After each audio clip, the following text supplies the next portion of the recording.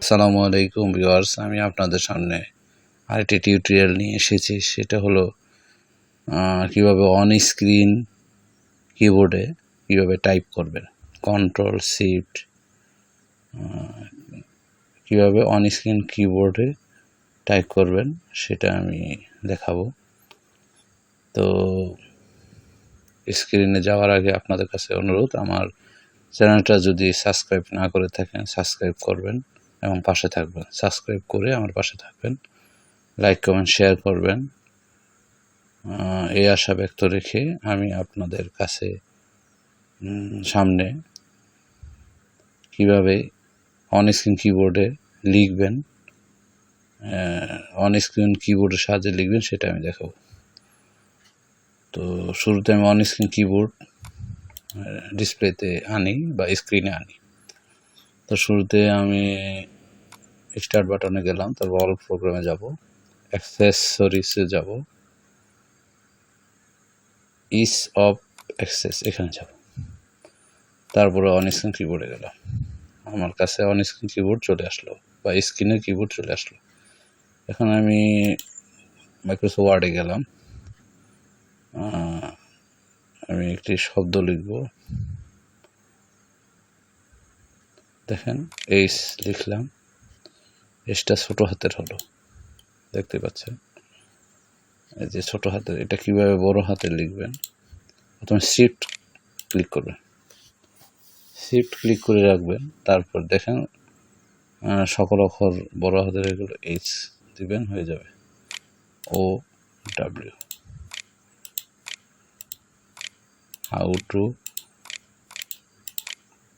Open, এই যে লেখা আপনাদের সামনে চলে আসলো। সর্বপ্রথম আমি এটা আবার এন্টারে যাবো। এই যে এন্টার কি দেখছেন, নিচে চলে আসলো আমার কার্সরটি।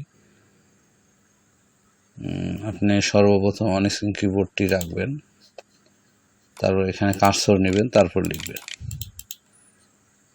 আচ্ছা, আমি এখন বাংলা লিখি, বাংলা ফন্ট চেঞ্জ করি। এখানে দেখেন বিজয় ক্লাসিক নাই, ইংলিশ আছে। আমরা এটা পরিবর্তন করি কিবোর্ডের মাধ্যমে। সেটা কিভাবে, আগে কন্ট্রোল দিবেন, তারপর অল্টার, তারপর বি। দেখেন বিজয় কিবোর্ড, বিজয় ক্লাসিক চলে আসলো। আমরা এটা এখন আমি বাংলা লিখব, যে আমি লিখব, আমি।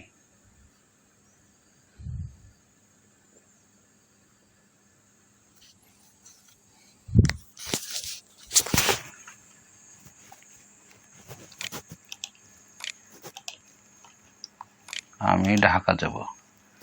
ডি লিখতে হলে আমাকে কন্ট্রোল ইতে যেতে হবে। আকার দিতে হলে কে দিলে, এখানে কে হবে না আসলে। কিবোর্ড দিয়ে টাইপ করলে মনে থাকে, কিন্তু অন স্ক্রিন কিবোর্ড দিয়ে দিলে মনে থাকে না। তারপর এটা অতি জরুরি মুহূর্তে করতে হয় আর কি। তারপর যাবর যে আমি যদি কিবোর্ড হাত দিই তাহলে মনে পড়ে কোথায় আছে। কিবোর্ডে হাত দিলে সহজে পাওয়া যায়।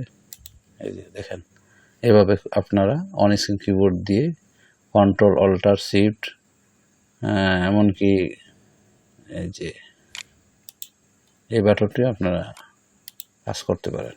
তো আমি এখানে, তো প্রিয় দর্শক বা ভিউয়ার্স, আপনারা এভাবেই অন স্ক্রিন কিবোর্ড দিয়ে খুব সহজেই টাইপ করতে পারেন।